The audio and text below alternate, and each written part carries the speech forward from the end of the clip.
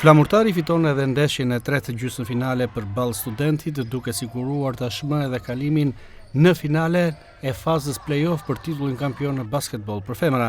Në ndeshjen e tretë gjysmëfinale, ekipi flamurtarit ka fituar këtë të mërkurë në mesditë në Pallatin e Sportit Aslan Rusi përballë Studentit në shifrat 69-41.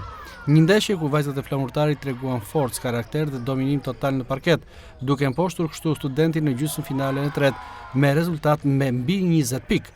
Një ndeshje që vullosi gjithçka dhe padyshim tashmë e çon ekipin e flamurtarit në finalen e kampionatit. Ky është vetëm hapi i radhës për ekipin mblonjat, pasi dihet se titulli kampion mbetet edhe objektivi kryesor i ekipit të flamurtarit në basketbol për femra.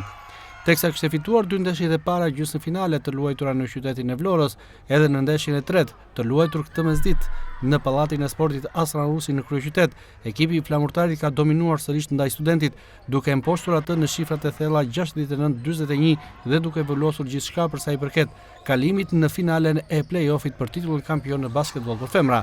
Tashmë ekipi i flamurtarit do të pres edhe kundërshtarin me të cilin do ndeshet në fazën finale, aty ku do të luajnë plot 5 takime për të përcaktuar edhe skuadrën fituese të titullit kampion.